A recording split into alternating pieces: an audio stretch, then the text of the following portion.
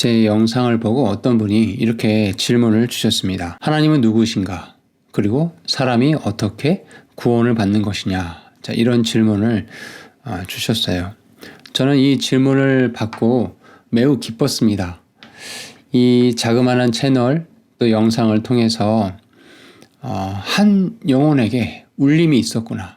그리고 그 사람이 진지하게 인생을 생각하고 앞으로의 남은 삶을 어떻게 살아야 될 것인가를 고민할 수 있는 어떤 계기가 이 제 영상을 통해서 만들어졌구나 하는 이런 생각 때문에 너무 기뻤습니다. 그러면서 그분이 주신 질문에 대해서 어떻게 답변을 드릴까 곰곰이 이제 생각을 해봤는데, 사실 하나님이 누구이시고 사람이 어떻게 구원을 받는 것인가, 이 질문에 대해서 단답형 또는 짧게 대답하기는 참 쉽지 않은 질문이기도 합니다. 그 속에 여러 가지 내용들이 담겨져 있기 때문에 그렇죠. 하지만 오늘 영상의 핵심은 사실은 예수님을 이미 잘 믿고 신앙생활 하신 분들을 위한 그런 분들을 위한 것이 아니라 기독교가 무엇인지, 하나님이 무엇인지 잘 모르시는 분들, 또 어렸을 때 한두 번 친구 따라서 또는 가족 따라서 교회를 나가봤지만 지금은 교회를 다니지 않고 예수님을 믿지 않고 있는 그런 분들을 향한 메시지라는 걸 좀 기억을 해주시고 그분들에게 초점을 맞춰서 좀 말씀을 드리려고 해요. 그러니까 왜 사람이 구원을 받아야 하는지, 하나님은 어떤 분이신지, 이런 질문들에 대해서 병원에서 응급처치하듯이 핵심적인 내용들을 잘 정리해서 전달해 드리도록 하겠습니다. 자, 많은 분들이 가끔씩 제가 서두에 던졌던 질문들을 생각하십니다.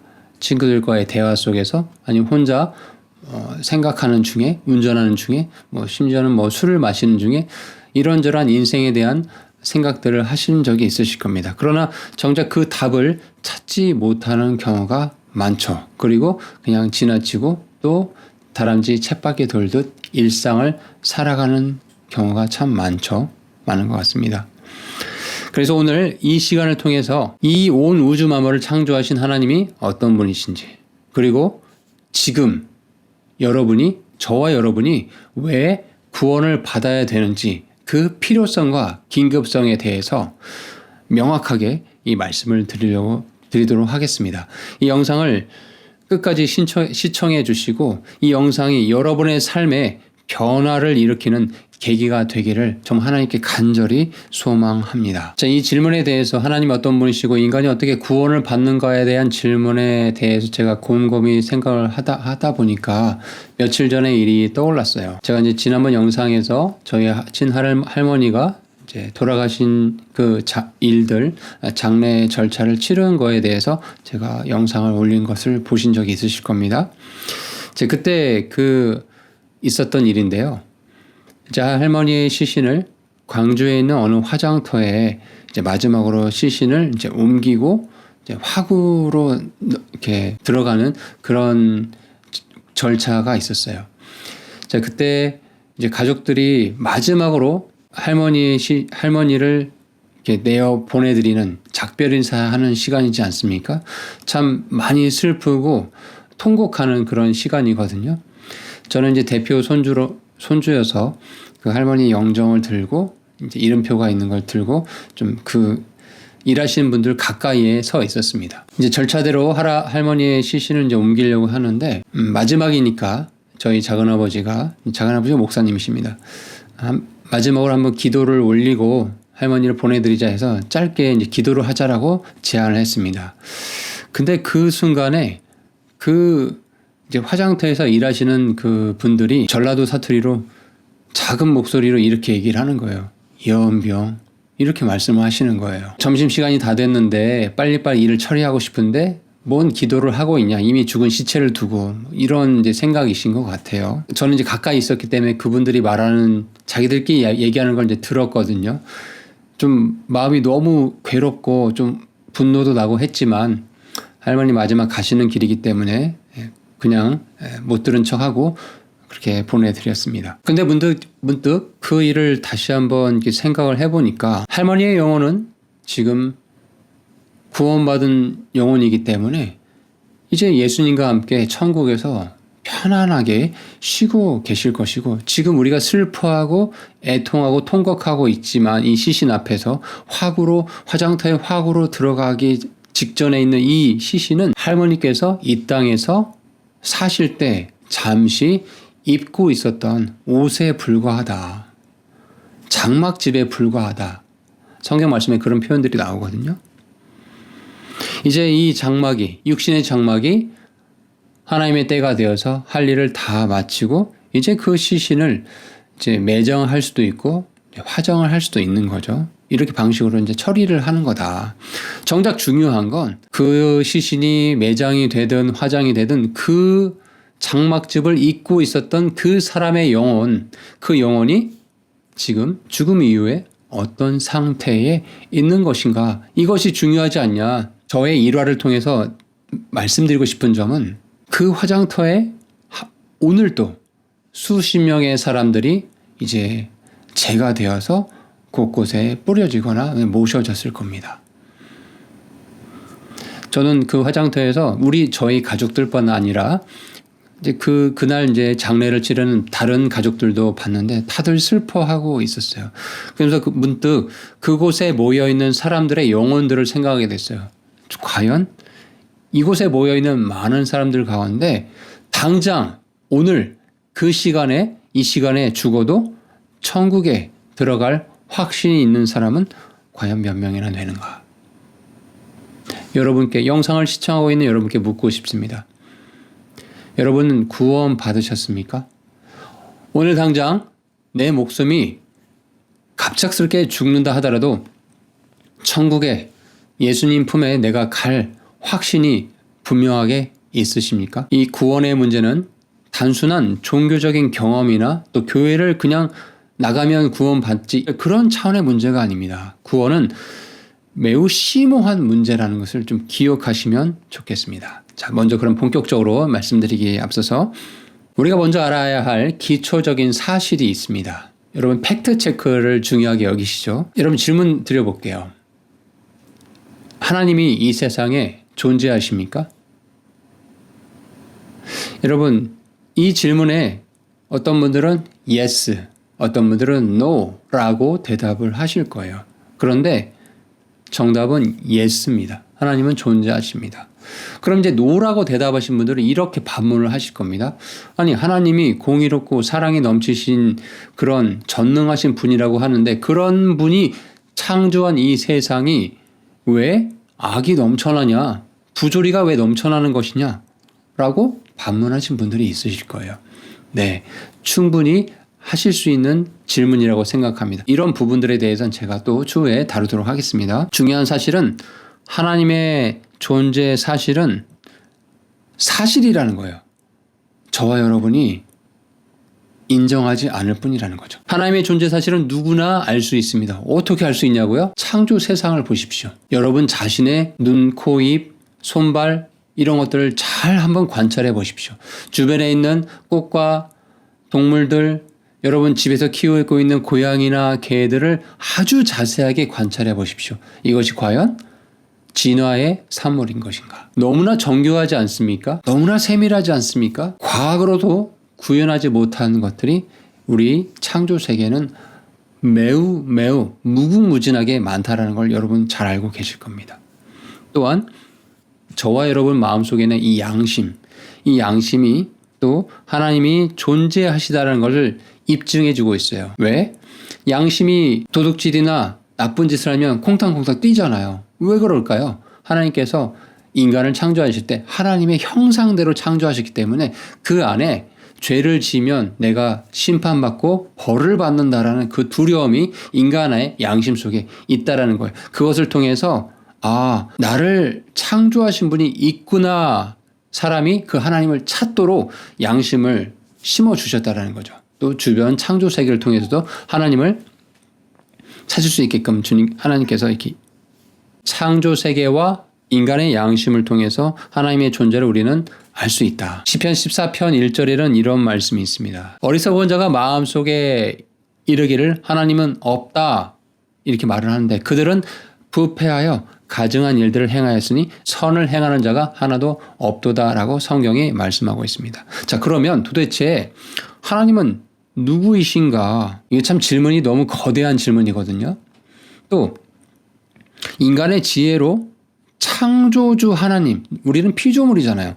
창조주 하나님을 이해한다는 시도 자체가 사실은 너무나 어리석은 도전이기도 합니다. 그럼에도 불구하고 우리를 창조하신 분을 이해할 수 있게끔 우리 인간의 시각에서 그나마 조금이라도 하나님께 다가갈 수 있게끔 제가 설명을 드려보도록 하겠습니다. 우리가 이제 어떤 사람에 대해서 처음 만났어요. 그 사람을 알고 싶어요. 그러면 이제 보통 어떻게 하죠? 뭐 이름을 묻고 뭐 고향이 어디냐고 묻고 이런 출신 배경들을 묻습니다. 근데 더 잘 알 수 있는 것은 그 사람이 무슨 일을 하고 있냐, 직업이 뭐냐, 이것을 알면 그 사람의 전반적인 것을 알 수 있지 않습니까? 마찬가지로 우리가 하나님이 어떤 분이신가를 이해할 때 하나님이 무슨 일을 하셨냐라는 걸 보면 하나님에 대해서 조금이라도 더 깊이 이해할 수 있습니다. 여러분, 기독교에서는 성경이라는 책을 봅니다.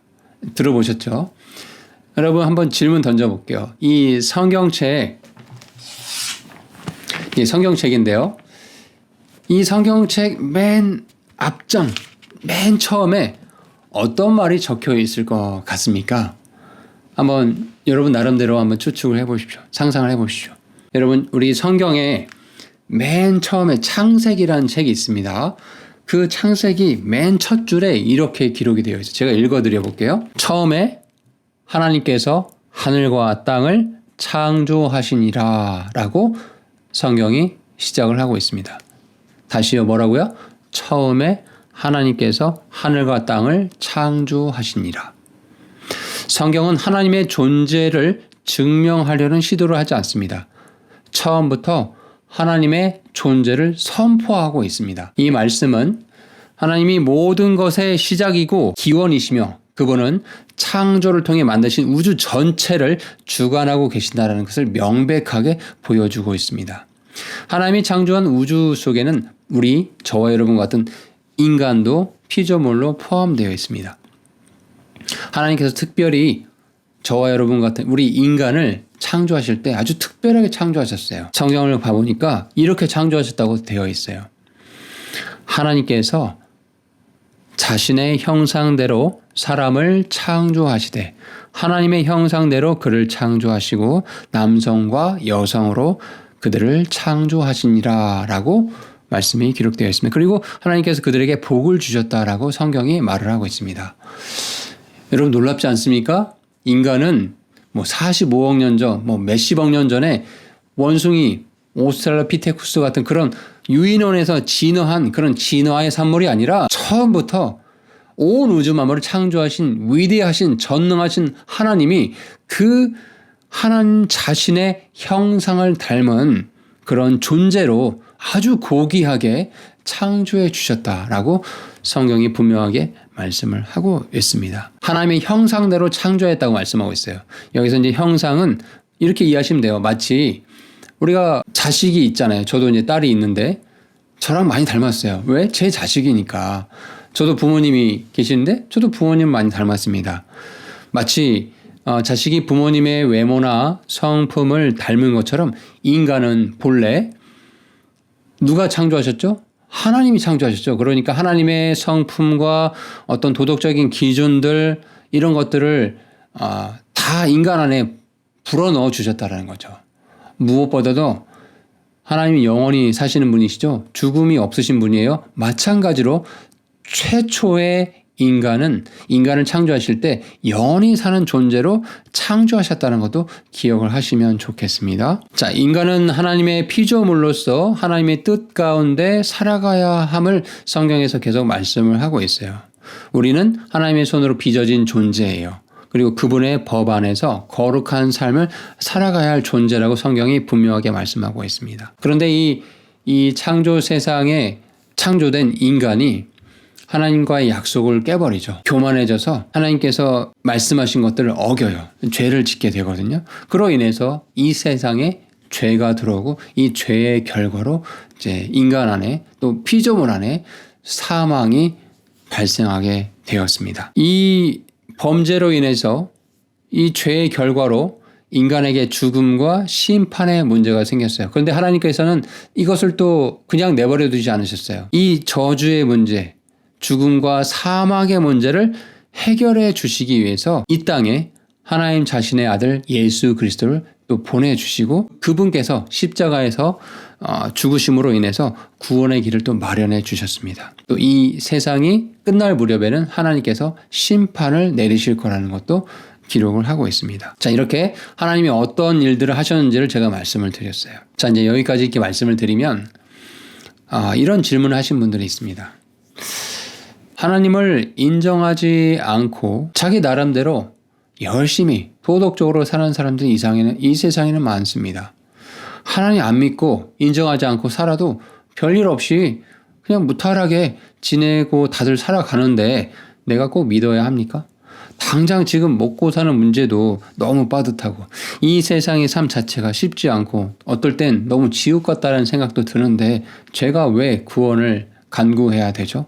자, 이런 질문을 하신 분들이 있거든요. 저도 이런 질문을 하나님께 던져본 적이 있습니다.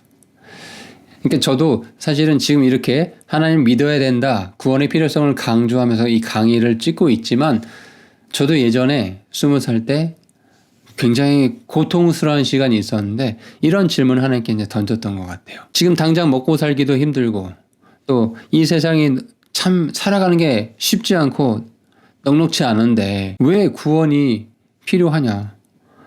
구원이 도대체 뭔데 그러냐? 이런 질문이 나올 수 있습니다. 자, 제가 이렇게 답변을 드리고 싶어요. 우선 구원은 우리가 이제 오해하는 게 있는데 구원은 죽고 나서 천국에 가는 게 뭐가 의미가 있냐라고 이제 반문하시거든요. 근데 구원은 그런 차원의 의미가 아닙니다. 이것을 기억하셔야 돼요. 구원은 우리 현재의 삶, 오늘 우리의 존재와도 깊은 연관이 있습니다. 이 세상의 삶이 참 부조리하고 때로는 지옥 같다라고 느껴지는 경우가 있는데요. 이것은 인간의 삶 속에 이유가 뭘까요? 인간의 삶 속에 죄가 있기 때문에 그렇습니다. 죄는 단순히 잘못된 행동을 의미하는 것이 아니에요. 하나님과 인간의 단절을, 분리를 의미해요. 그렇다 보니까 그런 분리된 인간들이 모여서 살고 있는 이 세상이 참 쉽지 않는 게 당연하다는 거죠. 우리가 하나님과 멀리 떨어져 있을 때 인간은 본래 창조된 모습대로 살 수가 없습니다. 아까 뭐라고 말씀드렸죠? 인간은 하나님의 형상대로 창조된 고귀한 존재라고 했는데 죄로 인해서 하나님과 분리되고 단절된 삶을 지금 살아가고 있어요. 그렇기 때문에 본래의 모습대로 살아갈 수가 없어요. 그래서 우리의 삶은 고통스럽고 때때로 허무하다고 느끼기도 하는 겁니다. 자, 그러면 구원이 왜 필요하냐? 잘 들으십시오. 구원은 인간을 하나님과 단절 관계에서 다시 이렇게 연결시켜 주는 거예요. 하나님은 우리가 이 세상에서 고통스럽게 사는 것을 원하실까요? 그렇지 않습니다. 하나님 원치 않으세요. 성경 말씀에 봐보니까 요한복음 10장 10절에 예수님께서 이렇게 말씀하셨어요. 내가 온 것은 양들이라고 하면 비유적인 표현이에요. 저와 여러분 같은 이 사람들을 말해요. 양들이 생명을 얻고 생명을 더욱 풍성하게 얻게 하려 함이라. 이 말은 무슨 말이에요? 예수님 안에서만이 정말 인간다운 삶, 정말 그 생명의 풍성한 삶을 누릴 수 있다라는 것을 말씀하고 있죠. 그렇기 때문에 구원은 미래에만 적용되는 것이 아니라 현재 우리의 삶을 변화시키는 하나님의 계획이라는 겁니다. 하나님의 은혜 안에서 우리는 진정한 의미와 삶의 목적 등을 찾을 수 있고 또 그분의 인도함을 받을 수 있는 것입니다. 여러분 삶이 때로 지옥 같고 너무 고통스럽게 느껴지는 경우가 있습니까? 그렇기 때문에 구원이 더 필요하다라고 저는 역설적으로 말씀드리고 싶어요. 구원은 어떤 고통의 회피가 아닙니다. 그 고통 가운데서도 소망을 발견하게 되는 것이 구원의 은혜입니다. 제가 이제 이 할머니 장례식장에서 20년 만에 만난 친구가 있어요. 부모님이랑 같이 왔더라고요. 20년 만에 만난 친구에게 여러분 어떤 말을 하고 싶습니까? 어떤 대화를 하고 싶습니까? 저도 많은 말들을 이렇게 하고 싶었어요. 뭐 근황도 묻고 했지만 다시 또 언제 볼지도 모르잖아요. 왜냐하면 각자의 삶이 바쁘니까. 그래서 어떤 얘기를 했냐면 복음을 전했어요. 그 부모님 앞에서. 되게 불편해 하시더라고요. 그래도 어떡해요. 제가 해줄 수 있는 것은 내게 은과 금은 없어도 내 안에 계신 예수님을 전달하는 것이 저에게는 가장 가치 있는 것을 20년 만에 만난 친구에게 전하는 거라고 생각했기 때문에 복음을 이렇게 전했습니다. 그랬더니 이제 그 부모님이 꾹 참고 들으시다가 종교는 나약한 사람들이 믿는 것이라고 이제 핀잔을 주시더라고요. 그래서 제가 이제 또 유도리 있게 얘기하고 이제 마무리를 지었는데, 이 세상이 주는 어려움과 고통은 죄로 인해서 파괴된 세상에서 비롯된 것입니다. 세상이 주는 모든 문제들이 구원 안에서 해결되는 것은 아닐 수가 있어요. 그렇지만 구원을 통해서 우리는 이 고통을 이겨낼 힘을 얻게 되는 것입니다. 더 나아가서 이 세상의 고통 하나님의 관점에서 바라볼 수 있는 눈을 얻게 되는 것입니다. 예수님께서 이렇게 말씀하셨어요. 수고하고 무거운 짐진 자들아 다 내게로 오라. 내가 너희를 쉬게 하리라 라고 마태복음의 11장 28절에 말씀하셨거든요. 구원은 이 고통을 피하는 것이 아니라 그 예수님 안에서 세상에 주지 못하는, 세상에서 누릴 수 없는 참된 안식과 평안과 소망을 누리게 하는 것이 바로 구원의 목적이 있다. 지금 우리가 경험하는 이 세상은 영원하지 않습니다. 이 세상의 삶은 잠깐이에요. 성경 말씀 가보니까 수증기와 같다고 말씀하고 있어요. 여러분 수증기 아시죠? 우리 밥 지을 때 쿠쿠 같은 밥솥에서 나온 수증기 아시죠? 그게 얼마나 지속됩니까? 잠시 나타났다가 사라져버리죠. 마치 그런 수증기와 같은 것이 이 세상의 삶이라고 성경이 말씀하고 있습니다. 근데 중요한 건 히브리서 9장 27절에 가보니 성경에 히브리서라는 성경책이 있는 부분이 있는데 거기 9장 27절에 가보니까 한 번 죽는 것은 사람에게 정해진 것이요 그 이후에는 심판이 있다라고 분명하게 말씀하고 있습니다. 즉 우리의 삶은 영원하지 않으며 이 세상의 삶은 반드시 끝이 옵니다. 그런데 그 끝, 죽음 이후에 우리는 영원한 삶을 그 속으로 들어가게 됩니다. 그러니 구원이 필요한 이유는 그 영원한 삶 속에서 하나님과 영원히 함께할 수 있는 길이 예수 그리스도를 통한 은혜의 복음에 내가 순종하는 것, 예수님을 믿는 그 믿음을 갖는 것, 이 길 외에는 없기 때문에 구원이 여러분에게 필요하다는 점을 말씀을 드립니다. 자, 오늘의 핵심입니다. 자, 그러면 구원을 받는 방법은 무엇인가요? 여러분, 오늘 영상이 좀 길지만 잘 들어주시기 바라요. 지금 이 부분이 가장 중요하거든요. 구원하는 방법이 무엇입니까? 성경적으로 구원을 받는 방법이 무엇입니까? 제가 말씀드리겠습니다. 자, 성경에 바울이라는 인물이 등장해요. 근데 선교사거든요. 복음을 전하는, 오늘날 따지면 목사님과 같은 사람이에요. 이 사람이 복음을 전하다가 빌립보라는 지역에서 감옥에 gat히게 됩니다. 그래서 감옥에서 이제 이렇게 갇혀 있는데 감옥 죄수들을 지키는 간수에게 그 감옥에서조차 바울이 복음을 전하는 그런 말씀이 사도행전 16장에 나옵니다. 그 사도행전 16장을 가보면 복음의 정수를 아주 간결하면서도 요약한 말씀으로 잘 기록이 되어 있기 때문에 제가 그 부분을 이제 설명을 드리고 싶습니다. 성경책 있으신 분들을 보시기 바랍니다. 한밤중에 바울과 실라가 노래로 하나님을 찬양하고, 여러분 감옥에 갇혔는데 바울과 실라가 노래로 하나님을 찬양하고 있어요. 여러분 이렇게 구원받은 사람들은 완전 패러다임이 다른 사람들이에요. 어떻게 감옥에서 하나님을 찬양할 수 있을까요? 패러다임이 다르다는 걸 느껴지시죠? 자, 죄수들이 그들의 말을 듣고 있는데 갑자기 큰 지진이 나서 감옥의 기초가 흔들리고 즉시 모든 문들이 열림에 모든 사람이 결박이 풀려버렸어요. 감옥의 간수가 이제 잠에서 깨어나서 감옥 문들이 열린 것을 보고는 죄수들이 이제 도망한 줄 생각하고 자기 칼을 빼내서 자결을 하려고 하는 거예요. 아마 죄수들이 도망가면 간수로서 역할을 제대로 못했기 때문에 큰 어떤 그런 형벌이 있었던 것 같습니다. 자, 그때 바울이 큰 소리로 외치며 당신의 몸을 해치지 마십시오. 저희 도망가지 않고 여기 다 있습니다라고 이제 그 간수에게 안심을 시켜줍니다. 자, 그때 이제 그가 등불을 하나 뛰어 들어가서 이제 바울과 실라에게 말을 하는 거예요. 엎드려서. 그리고 그들을 데리고 나와서 이렇게 질문을 합니다. 여러분, 이제 이 빌립보 감옥의 간수가 바울과 실라에게 한 질문을 잘 곱씹어 보십시오. 어떻게 질문하냐? 선생들이여, 내가 무엇을 하여야 구원을 받으리까? 라고 묻습니다. 여러분, 질문을 잘해야 됩니다. 우리가 이 세상을 살 때 어떤 질문을 하냐에 따라서 어떤 대답을 얻고 어떤 인생을 살아가냐가 달라지는 거거든요. 이 감옥을 지켰던 빌립보 감옥의 간수는 바울과 실라를 눈여겨봤어요. 어떻게 감옥에 갇혔는데 한밤중에까지 노래하고 찬양할 수 있는 것인가? 이들이 도대체 어떤 믿음을 갖고 있었던 사람들이길래 이렇게 패러다임이 다른 삶을 보여줄 수 있는 것인가? 너무 궁금했던 거죠. 그래서 그에게 이제 찾아가서 선생들이여, 어떻게 내가 무엇을 해야 구원을 받으리까라고 묻습니다. 여러분, 이 질문이 보세요. 내가 무엇을 해야 구원을 받습니까? 라고 질문을 던지죠. 이게 보통의 사람들의 생각이에요.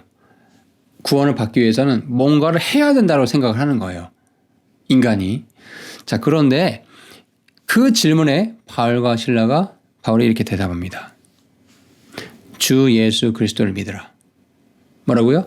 주 예수 그리스도를 믿으라. 그러면 내가 구원을 받고 내 집이 구원을 받으리라. 라고 진리를 선포합니다. 여러분, 이 말씀에서 우리는 복음의 본질을 명확하게 이해할 수 있습니다. 구원은 복잡한 어떤 행위나 율법적인 조건에 달려있는 것이 아니에요. 아까 빌립보 감옥의 간수가 내가 무엇을 행해야 구원을 받냐라고 물어봤다고 했잖아요. 이게 인간의 패러다임이거든요. 뭔가를 해야 give and take라고 생각하는 거예요. 그런데 성경이 말하는 하나님이 제시하신 구원의 방법은 그런 게 아니라는 겁니다. 주 예수 그리스도를 믿는 그거밖에 없다. 인간의 행위로 구원받는 것이 아니다라는 것을 분명하게 말씀하고 있죠. 즉 구원의 주체는 예수 그리스도에게 있다라는 거지 인간의 인간의 행위에 있는 것이 아니다라고 말씀하고 있는 거죠.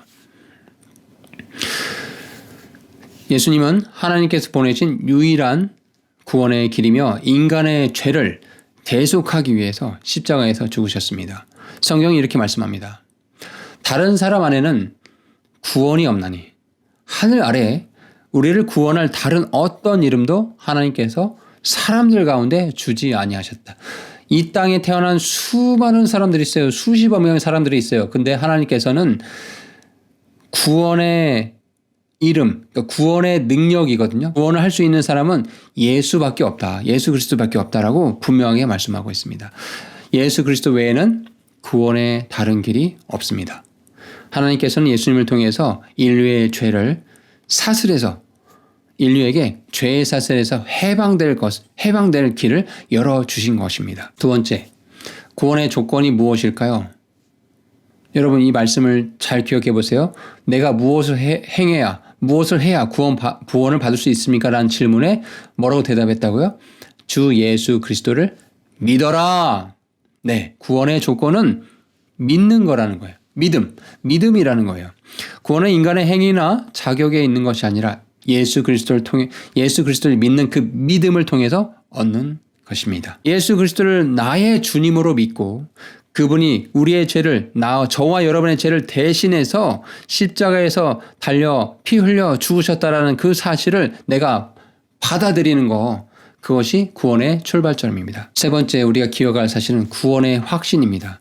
자, 바울은 그 간수에게 단지 자신뿐 아니라 그 빌립보 감옥 간수의 집안, 가정도 구원을 받을 것이라고 말씀하고 있어요. 이 말씀은 구원의 확장이 개인을 넘어서 가정과 공동체까지 미칠 수 있음을 보여주고 있는 것입니다. 여기서 중요한 것은 예수님을 믿는 믿음이 전파되고 그 믿음이 가족과 이웃에게도 영향을 미칠 수 있다는 것이죠. 이 장면은 구원과 구원의 확신과 함께 구원이 전인격적으로 삶을 변화시켜주고 삶의 변화를 가져다 줄 수 있다는 것을 말해주고 있는 것입니다. 간소는 그 자리에서 즉시 예수님을 영접했어요. 그리고 그의 가족도 함께 구원의 기쁨을 나눕니다. 내가 무엇을 행해야 구원을 받습니까? 라는 질문에 성경은 또 하나님은 이렇게 말씀하십니다. 주 예수 그리스도를 믿으라. 그러면 너와 내 집이 구원을 받으리라. 구원은 단지 미래의 일이 아닙니다. 바로 지금 이 순간 저와 여러분이 받아들여야 할 진리입니다. 우리가 죽음을 맞이한 후에는 구원의 기회가 안타깝지만 더 이상 없습니다. 여러분, 죽음 이후에는 구원받을 수 있는 기회가 없습니다. 빌립보 감옥의 간수는 생명과 죽음의 갈림길에 서 있었습니다. 그가 바울과 실라를 만나지 못했다면 그가 자결하려고 했다고 했잖아요. 감옥에 그 죄수들이 다 도망간 줄 알고 자결하려고 했단 말이에요. 그러면 구원받지 못한 채 죽었으면 지옥 갈 수밖에 없잖아요. 그런데 그 죽음과 생명의 갈림길에서 복음 전파를 통해서 이제 구원받은 존재가 된 거예요. 바로 그 자리에서 구원의 길로 들어섰고 믿음으로 이제 그 기회를 붙잡은 것입니다. 우리도 지금 예수님을 믿는 믿음을 통해서 구원을 받아야 할 긴급한 필요성이 있습니다. 하나님께서 예수님을 통해 주신 구원의 기회를 놓치지 마시기 바랍니다. 지금 바로 주 예수 그리스도를 믿고 구원을 받으십시오. 주 예수 그리스도를 믿으라. 그러면 너와 내 집이 구원을 받으리라. 내일은 늦습니다.